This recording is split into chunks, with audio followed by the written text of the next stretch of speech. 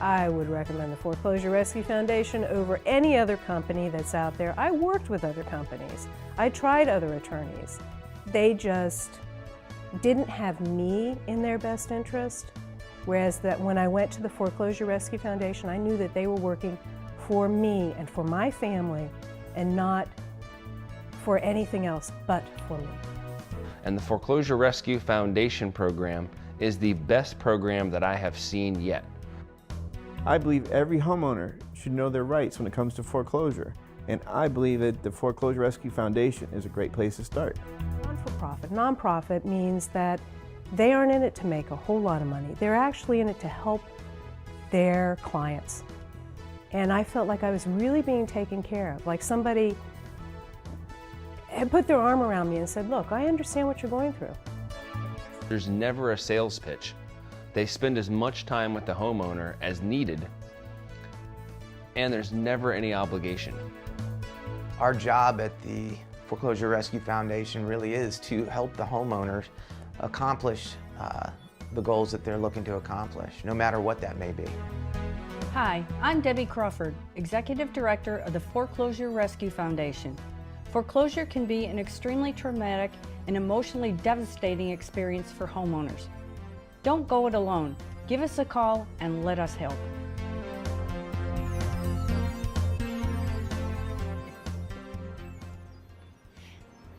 Hi everyone, and welcome to today's show. I'm your host, Robin Reed. With us on our panel today are homeowners and concerned citizens, Robert and Lisa Scott. We're here today to talk about foreclosures and what homeowners can do to defend against these foreclosures and protect themselves. Also with us today is entrepreneur and foreclosure defense expert Rick Puglisi, spokesperson for the Foreclosure Rescue Foundation. Rick is an expert in helping people who are in foreclosure to fight back against the banks that are foreclosing on millions of homeowners across the country. Lisa and Robert are here as consumer advocates and concerned citizens. They have friends and neighbors that are affected by foreclosures. Welcome to our show. Thank you so much. Rick, you've been helping people with foreclosures for over 5 years now, and it's so great to have you with us today. Well, thank you very much, Robin. I appreciate the opportunity to be here. Well, let's get right to it. We all know that foreclosure can be emotionally devastating for families and individuals. Tell me, what is the Foreclosure Rescue Foundation and how can it help these homeowners in foreclosure? Well, first of all, let me say how proud I am to be the spokesperson for the Foreclosure Rescue Foundation. They're just an absolutely incredible group of people. And they're a nonprofit organization dedicated to helping people that are in foreclosure or who are experiencing financial distress to accomplish their goals, whether those goals are to stay in their home at a price that they can afford or to get out from underneath the property where the mortgage balance exceeds the market value of the property. And it all starts with education, and that's one of the things that the foundation does best, educating homeowners as to the options that are available to them, and then helping them to strategize, to develop a strategy in order to accomplish their goals. And then we put them together with the professionals that can hopefully make it happen for them, and then hold their hand through the entire process from beginning to end. Once I had the information, then I could make an informed decision. I didn't feel like I was running on the treadmill over and over, like that mouse on the wheel. The fact that they are a nonprofit company and they actually get on the phone with the homeowner and explain to them all the options that are available. Sounds excellent. Now, how did you personally get involved in foreclosure defense? Well, actually my wife and I were former real estate investors, and we used to buy houses, fix them up, and resell them. And in that process, we were constantly running into homeowners that didn't really want to sell their properties, but they were forced to because they were in foreclosure or facing foreclosure.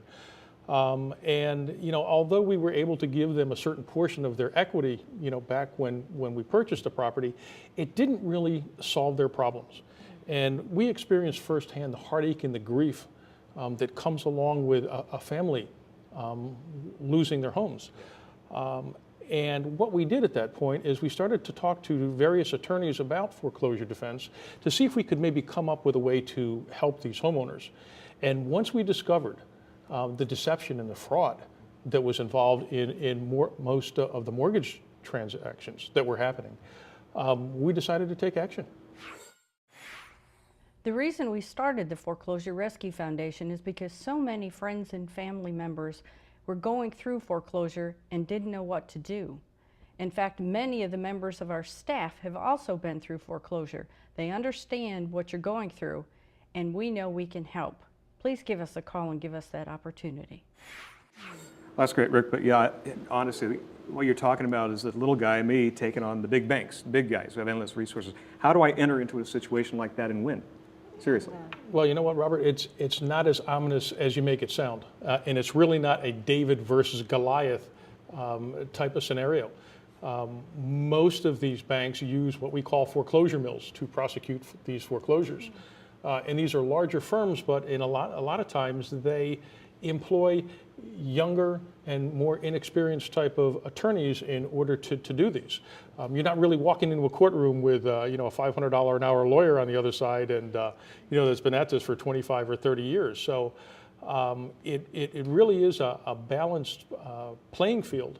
And if you knew how many hoops the banks actually had to jump through in order to successfully prosecute a foreclosure, you would understand why it's a lot more balanced than people think. In my case, the lenders weren't playing fair, but with the foundation's assistance, I learned how to level the playing field. And when should the foundation get involved with the client or start working with the client? Well, the foundation can really get involved at almost any level. Okay. We prefer to get involved in the beginning, but we can take on clients all the way up to actually a few days before the sale date. Oh, wow. We sincerely hope homeowners don't wait that long in order to come to us, but we can take them up to that time. And not only for owner-occupied properties, but for investment properties, properties where the homeowners have moved out already, homeowners that may not even be behind on their payments. Wow. We can still help if they think that there's been some kind of malfeasance in the mortgage process. And we're starting to even take on some clients after their sale has already gone through. Because if we can find out that these things weren't done properly, we very well may be able to get them reversed. Excellent. That's great. Yeah. That's great. Rick, this sounds like it could be very expensive, and a lot of homeowners in this type of situation, they don't have that kind of money to allot to a service. So how much does the Foreclosure Rescue Foundation charge for its service? You know what, Lisa, that's the best part about dealing with the foundation. They don't require any type of upfront fees. They operate on a flat monthly fee, and it actually goes on a sliding scale based on what a homeowner can comfortably afford to pay each month, comfortably afford to pay. So we can help the vast majority of the people that call for help. Excellent. That's great. Excellent. Well, I want to go back to something you spoke about earlier, fraud and deception, and what's going on in this whole foreclosure process. I was watching 60 Minutes not too long ago, and they had an excerpt about robo-signing. Now, is this something that you're familiar with and something that you're seeing out there? Oh yeah, as a matter of fact, we're really happy that 60 Minutes finally aired that piece because we've been telling people about robo-signing for years now. But our clients were having a tough time believing that banks would actually do something like that. And the 60 Minutes story, brought a lot of credibility to that issue. And for those of you that don't know, robo-signing is basically where people are signing these bogus documents pretending to be officers of banks in order to try and facilitate these foreclosures. And it's not only the robo-signings we see fake notaries, banks foreclosing on properties that they don't even own, servicing companies that are foreclosing when they have no right to, fraudulent mortgage transfers. As far as I'm concerned, banks have lost almost all credibility at this point. And it's unfortunate that most people have this idea that banks, being the large institutions that they are, would never intentionally deceive them or mislead them. Of course. And in our experience and what we've seen, they can and they do. And it's unfortunate because 95% of the people that are in foreclosure don't fight. And they have this mentality that if they don't pay, they can't stay. And nothing could be further from the truth. With the help of the foundation, within several days of my sale, they were able to postpone my sale. And then I got into the program. And the first thing they did was a forensic audit. And what this forensic audit showed to me was that the bank that was foreclosing me after all this time never had a legal right to me to foreclose my property. Not now, not then, and not ever. So a homeowner, this means that they have the ability to question, number one, the authority of the bank to foreclose, and number two, to question the bank's honesty and ethics when it came to the way they wrote the loan in the first place. Yeah, well, no, that sounds a little shocking to me. 95% of the people who find themselves in foreclosure don't fight. Really? That's correct. As a matter of fact, there's 4 statistics that I usually like to spout. And when we first got started in this and we were dealing with the attorneys looking at examples of foreclosure filings, the ones that we looked at, 95% of the filings were defective. 83%, I believe, on a national average of mortgages contain some sort of fraud. 95% of the people don't fight, and 100% of the people that are in foreclosure need representation. Absolutely. Because with knowledge and representation comes options. And people need to remember that their relationship with their bank is a business relationship, not a personal one. The most surprising thing, I think, is the statistic that we hear constantly, that 95% of homeowners don't seek representation when they're facing foreclosure.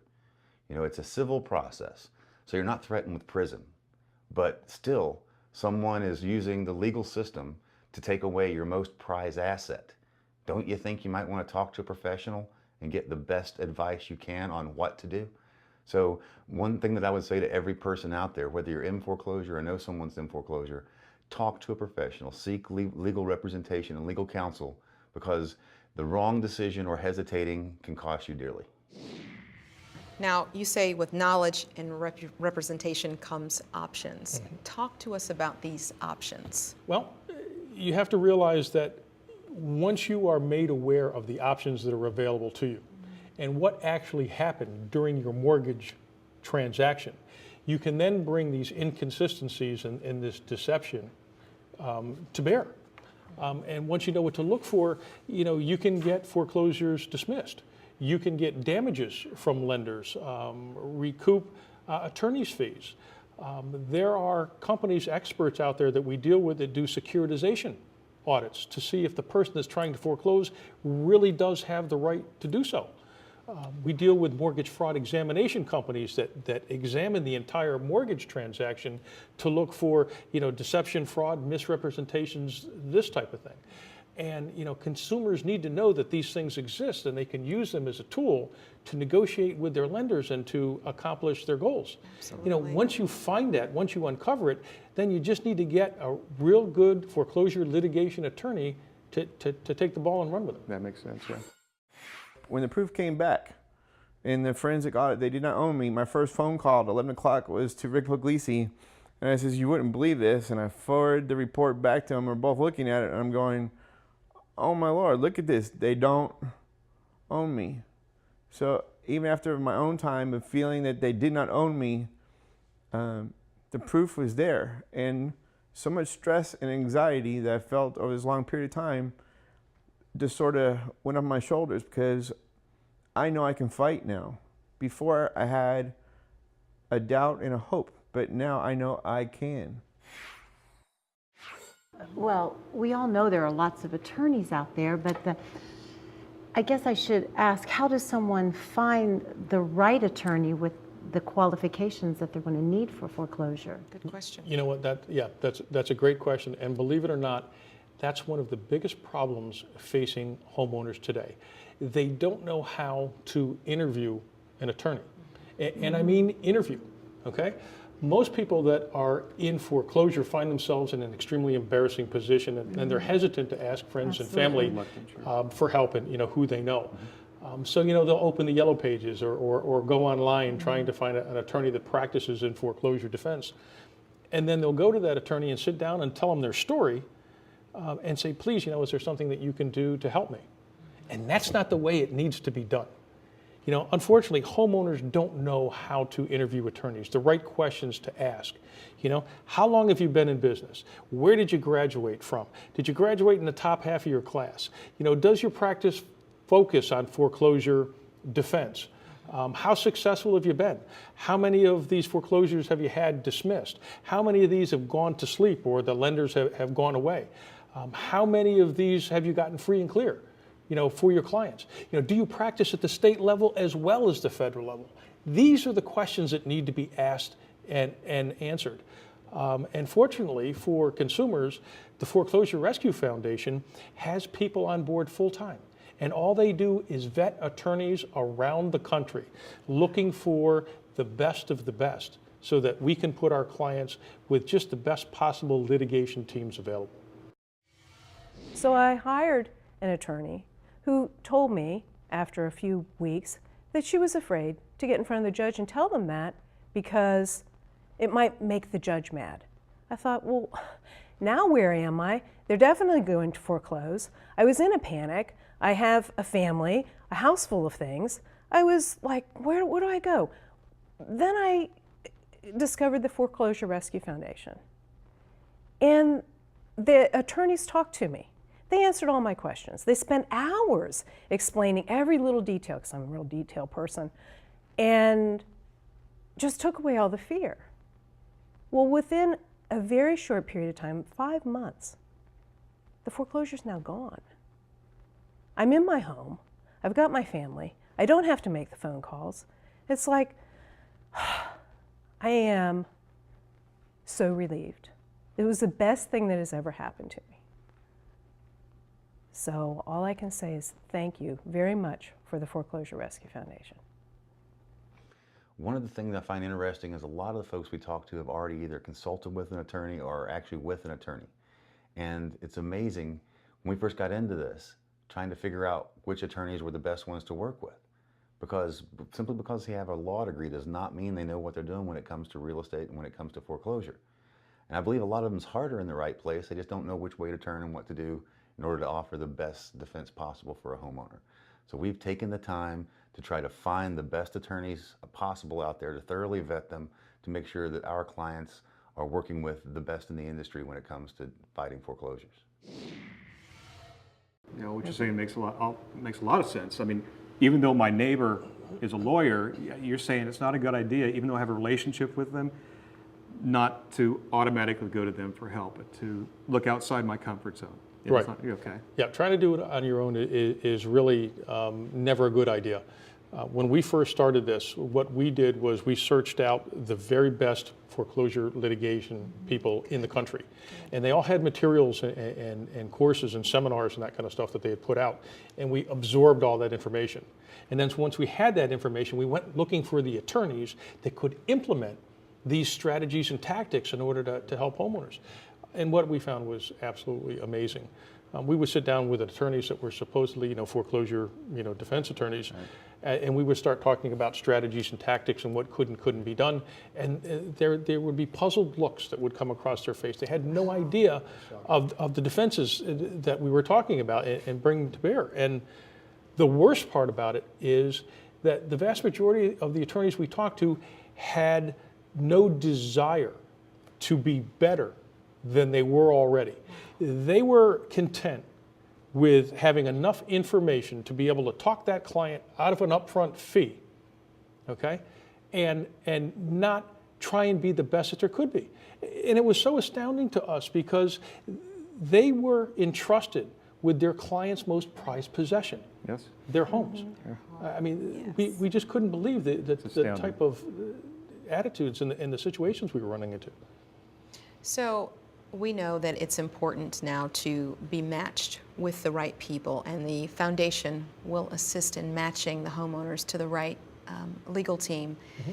But do these attorneys have to have certain qualifications to work with the foundation? Oh yes, absolutely, and those qualifications are fairly rigid. First and foremost, the attorney's practice has to focus on foreclosure defense. Second of all, they have to have at least 2 years of litigation experience. I mean, standing on 2 feet in a courtroom and fighting, okay, in foreclosure.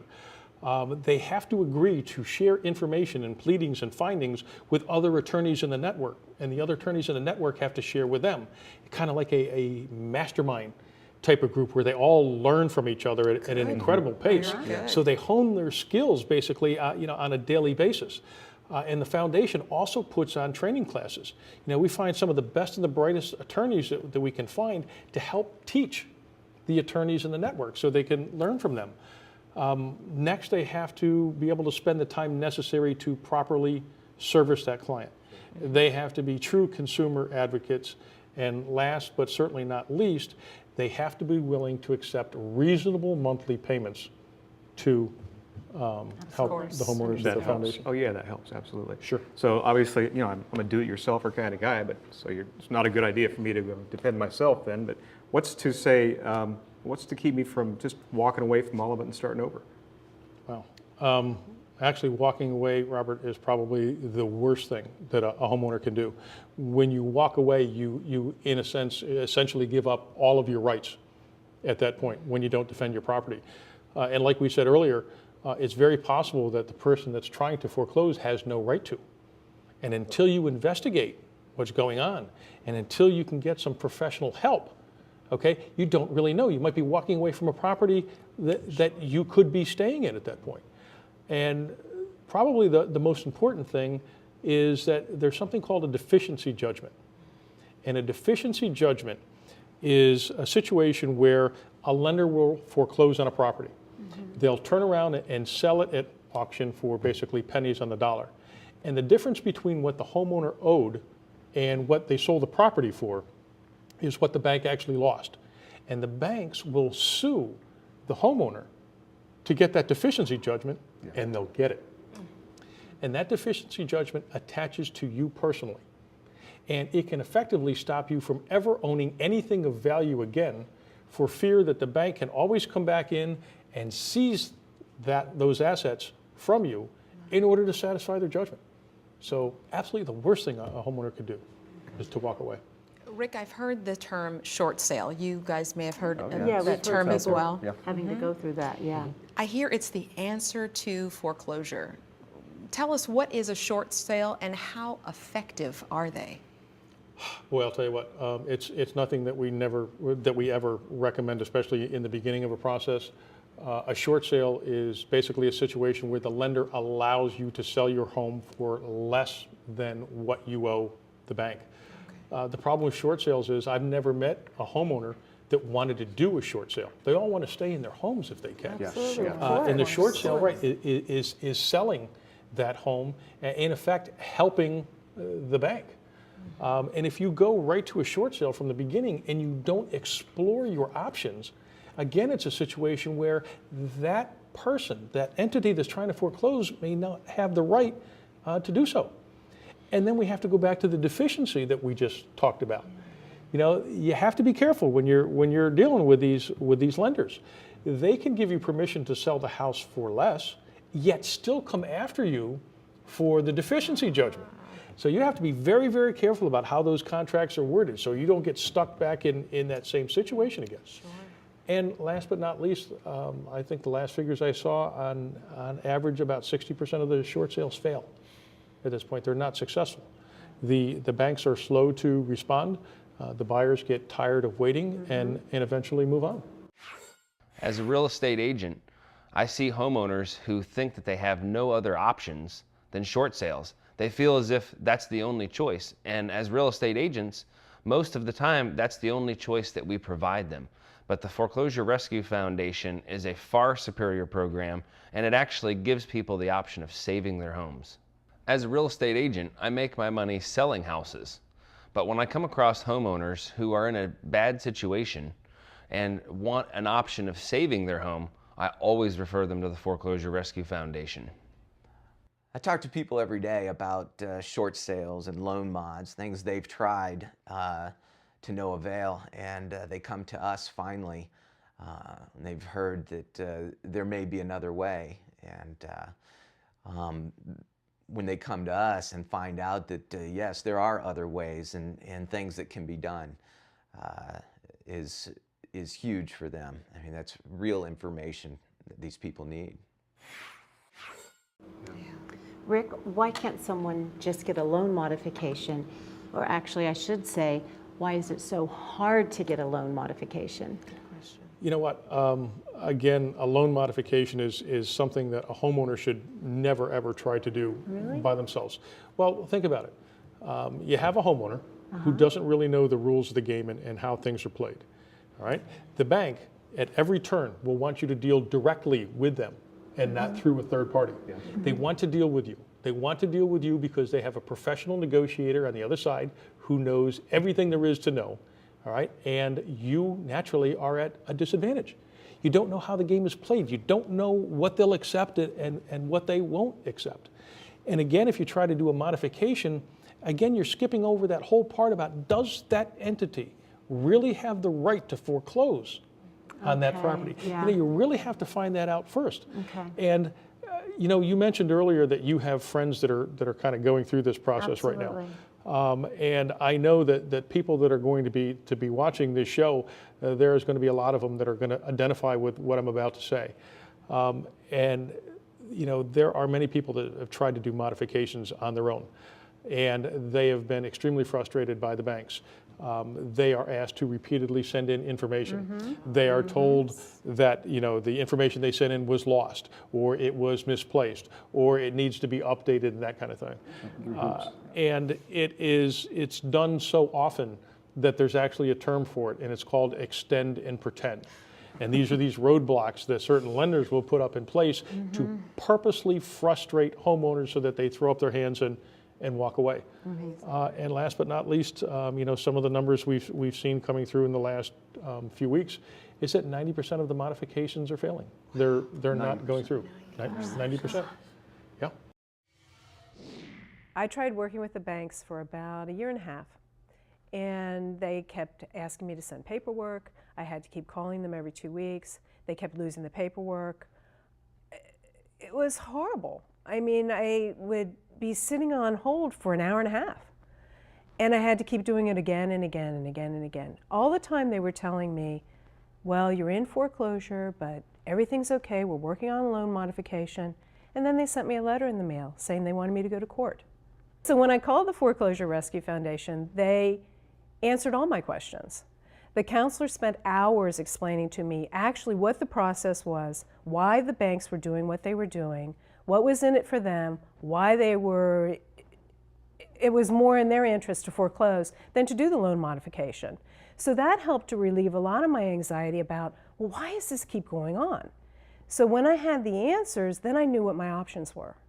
So then I could go forward, and I just felt a lot more relief having the information. Whereas anybody else I asked before just gave me the runaround. Here I had the information, I knew what I could do. The relief was immediate. Now that the foreclosure is over, it's even better. It's even better. In my case, throughout time, I tried modifications that didn't work for me. I emailed them, faxed them many times over and over and over with no results. I didn't know how to fight my foreclosure properly with legal counsel or any kind of counsel at all. So everything I tried. So a lot of people come to us, that have been working on loan modifications and really trying to handle their foreclosure by themselves, fighting with the banks. And when they come to us, by this time, they're so frustrated and really feel like they're at the mercy of the banks.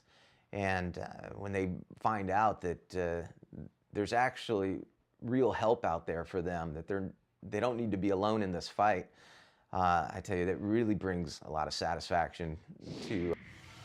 Well, you had mentioned something a little bit ago, to make sure you always know who actually owns the loan. Isn't that the person or company or whoever you're writing the checks to?